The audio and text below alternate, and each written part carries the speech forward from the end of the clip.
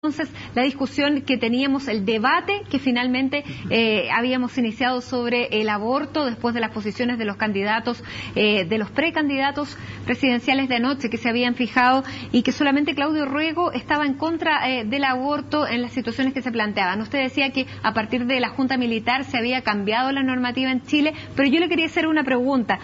Actualmente, cuando la vida de la madre está en riesgo, ¿no se permite la interrupción del embarazo? Diciendo que se está haciendo todo lo posible por salvar la vida de la madre. Yo creo que es interesante poder leer exactamente lo que dice el artículo 119 y otra cosa lo que es el lex artis en la práctica.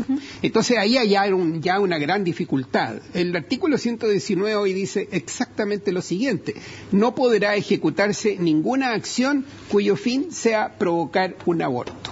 Y es muy curioso porque la palabra ese cuyo fin ha sido interpretado de tal magnitud y en la cual, por ejemplo, hemos escuchado criterios del Ministerio de Salud en la cual dice los médicos, a nadie se le ocurriría no interrumpir el embarazo y da los ejemplos en los casos que se podría dar.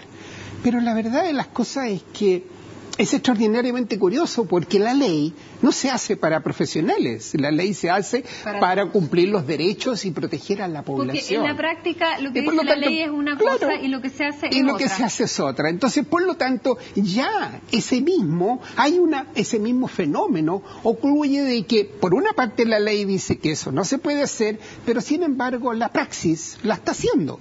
Y de hecho, la cantidad de egresos por aborto, por embarazos ectópicos, por molas hidatiformes o por, ¿no es cierto?, malformaciones que incluso están en la clasificación internacional de enfermedades y así aparecen, es un volumen importante. Fíjese de que son del orden de casi el 50% de los egresos de las mujeres que salen con el diagnóstico de haber tenido un aborto son por esas causas. Doctor, ¿se debería sincerar a lo mejor la ley y hablar finalmente de aborto terapéutico en el caso de que el riesgo de la salud de la madre esté en riesgo? Dos cosas, Matilde. La primera es que en Chile tenemos las tasas de mortalidades maternas más bajas de Latinoamérica, similares a las tasas que tiene Estados Unidos hoy día. Y Estados Unidos provoca el aborto en el 40% de los niños que son concebidos allá. Y nosotros no necesitamos del aborto para tener tasas similares a Estados Unidos. Pero se necesita regular por ley que se pueda hacer un aborto en el caso de que la salud de la madre esté en peligro, como se hace efectivamente, porque incluso la Iglesia Católica dice que se debe salvar la vida de la madre. Dos cosas en relación a eso. En primer lugar, nosotros los médicos creemos que una terapia falla cuando se nos muere un paciente. ¿Cómo es posible que pensemos de que estamos haciendo una buena terapia, aborto terapéutico, cuando estamos matando a alguien? ¿Y qué se hace con un embarazo ectópico, doctor? Primero pongamos los embarazos normales. El embarazo ectópico es más fácil de comentar.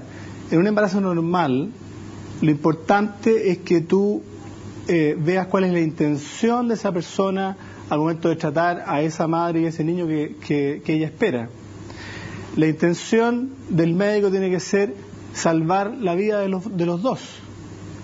Cuando por algún motivo está en peligro la vida de los dos, obviamente que si eso implica interrumpir el embarazo, el médico lo va a hacer, no con la intención de matar a ese niño. ¿Y eso es lo que debería estar regulado por ley a su juicio o no? Yo pienso que toda la responsabilidad y el peso en el médico. En la medida que tú regules más en relación a este tema y metas más leyes en relación al tema, lo que vas a hacer es entorpecer el trabajo que los médicos hacen bien hoy día, velando por la vida de la madre y del niño. ¿Pero no sería sincerarlo?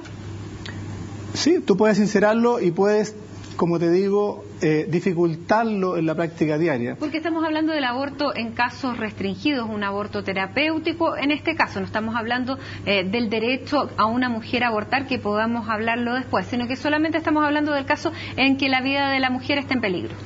En caso de que la vida de la mujer esté en peligro y no haya otra forma de tratar ese problema que tiene esa mujer embarazada, lo que hay que hacer es interrumpir el embarazo. Uno lo hace a las 28 semanas y en términos médicos no se considera un aborto, es una interrupción del embarazo de un feto que es viable.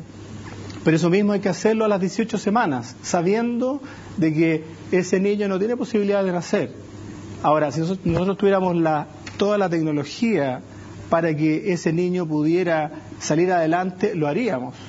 Ahora, ¿cuál es la intención de sacar a un niño enfermo del vientre materno antes que se muera?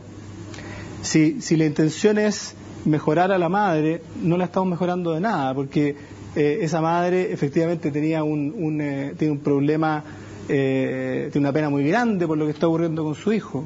Pero es exactamente lo mismo que si tú tienes una madre con un hijo de 3 años, enfermo gravemente, y tú crees de que le vas a solucionar el problema matando a ese niño. Yo no veo diferencia alguna. Pero no estamos en desacuerdo en que podría regularizarse, podría normarse y quedar establecido, como dice el doctor acá, mediante la derogación de este artículo. Lo puedes hacer, sí, claro que lo puedes hacer. El tema es si eso va a traer algún beneficio. La verdad que no trae ningún beneficio. Tal vez podría regular mejor la actividad suya. Lo que va a traer van a ser problemas. ¿Usted lo ve así, doctor? No totalmente. En parte tiene razón mi colega, el doctor Donoso en parte tiene razón, pero eso es lo que le quiero explicar. Primero tengo otra perspectiva. Primero la despenalización del aborto, que le llaman malamente aborto terapéutico. A mí me parece que son abortos de causa médica, pero podemos usar después el lenguaje y explicar qué es lo que significa cada cosa. Pero a mí me parece que es absolutamente indispensable que tenga clara la gente y todo el mundo, y sobre todo los profesionales, que la discusión de la interrupción del embarazo no es para disminuir la mortalidad materna. Y el doctor Donoso en eso ya tiene toda la razón. Nosotros tenemos suficientes bajas de mortalidad materna y aún tenemos que bajarlas mucho más. Porque, entre paréntesis, me parece de que si nosotros tenemos buenas cifras, sin embargo, seguramente estamos teniendo malos registros. Y los registros siempre son necesarios hacerlos mucho mejor. Fíjense de que en un momento dado la mortalidad materna nos puede jugar cosas muy curiosas. Ya en el año 2010 se nos produjo un aumento de la mortalidad materna. Normalmente teníamos 40, 42 mujeres que morían y ese año ya murieron 10 o 12 más. Y entonces esto es muy variable. Pero por lo tanto, el tema no es un tema médico propiamente tal, sino que es un tema social. Y por lo tanto, la interrupción del embarazo en el riesgo de la muerte de una mujer o la interrupción del embarazo en el caso de que un niño no tenga ninguna posibilidad de viabilidad y tenga que mantenerse hasta el final, como es el caso de un niño que prácticamente no tiene cráneo o no tiene encéfalo, en que no hay ninguna posibilidad y hay que mantenerlo hasta las 40, 42 semanas, me parece de que es un absurdo mantenerlo y hacerlo, digamos, sufrir a la mujer frente a una situación. Y por lo tanto es un derecho de la mujer. Es un derecho. Que sea un derecho de la mujer, un feto que efectivamente no es viable, porque un feto que viene sin cerebro no va a vivir. Yo le pregunto al doctor Molina qué diferencia hay entre ese niño enfermo que está en el vientre materno con un niño de 2 años que está fuera del vientre materno y que está gravemente enfermo. Una gran diferencia. Que se va a morir. No, muy buena su pregunta, doctor. ¿Cuál es la diferencia, Me parece doctor? excelente su pregunta. La diferencia es diametral. Porque un niño que está enfermo a los 2 años llegó a esa enfermedad en una situación natural y todo lo que vamos a hacer es tratar de mejorarlo. Pero cuando uno tiene el diagnóstico preciso de que ese niño no va a poder seguir viviendo en el vientre materno y que lo único que significa que va a vivir dentro de los 10 o 12 minutos después que nazca, y además un niño que nace con una deformación que es una cránea o es una anencefalia, no tiene nada que ver con un niño enfermo a los 2 años. A los 2 años, matar a un niño para que se le pase la enfermedad, eso es un homicidio. Y es un homicidio que está en todo el Código de Derecho Penal. En tanto que la interrupción de un embarazo de una madre que va a tener que sufrir una situación compleja y que de hecho las mujeres lo están diciendo, Recién acaba de aparecer el tema en Salvador, que tenemos la misma ley que en Chile, que no se permite el aborto. Y ustedes ven de que ahí hábilmente llegaron hasta las 22 semanas para interrumpirlo, porque después de las 22 semanas no se habla de aborto, ya es un parto prematuro. Y lo interrumpieron por una cesárea. Bueno, de tal manera de que ahora me entiende por qué. En la mesa de discusión, exacto, de poder legalizar situaciones como esa y permitir el aborto, en el caso del aborto terapéutico, como decíamos, en el caso de que el feto no sea viable. Un pequeño agregado, una cosita muy pequeña. Cuando uno habla de las posibilidades de poner a disposición de una madre, las posibilidades de interrumpir el embarazo, no significa que es mandatorio que haya que interrumpirlo. Se le pregunta a la madre primero y se le pregunta a la familia y ellos lo deciden, porque no solamente está la anencefalia, hay muchas otras patologías fetales que tienen pero altas probabilidades, las probabilidades son altísimas de que no va a tener una sobrevida. ¿Usted está y de entonces, acuerdo, doctor Donoso, y en eso hay que preguntarle la posibilidad a la familia, obvio, a los padres, obvio, de ejercer este derecho y esta libertad en el caso que así lo quisieran en un estado laico? Los niños son igualmente niños en el vientre materno que fuera de él. Pero estoy hablando de un niño que no tiene posibilidad de vivir. Sí, y por lo tanto, uno como padre no tiene ni se puede arrogar el derecho de decidir si ese niño vive o muere, aun cuando él esté en el vientre materno. Pero puede haber otras posturas, a lo mejor distinta a la suya, la mía, la del doctor, que así lo quisieran porque está dentro de las libertades. ¿Puede considerarse parte de la libertad de las mujeres la posibilidad de interrumpir un embarazo en esos casos? Tu libertad llega hasta donde empieza la libertad del otro, de otra persona. Así como yo no puedo atacar, digamos, a alguien en la vía pública o ni siquiera decirle algo injurioso porque eso está afectándolo a él, bueno, tampoco puedo hacerlo en el vientre materno porque ese es un ser humano igual que yo. Lo que tengo que hacer con esas madres y con esos padres es acompañarlos en ese sufrimiento, pero créanme ustedes, y aquí yo creo que un ejemplo puede ayudar, cuando uno tiene una muerte accidental, se muere un ser querido en un accidente de tránsito, esa muerte es mucho más mal vivida que la muerte de algún familiar en la cual uno ha podido prepararse para ello. Lo que nosotros tenemos que hacer es ayudar a que esas mujeres y esos papás se puedan preparar para la muerte de su niño y que la puedan vivir en paz.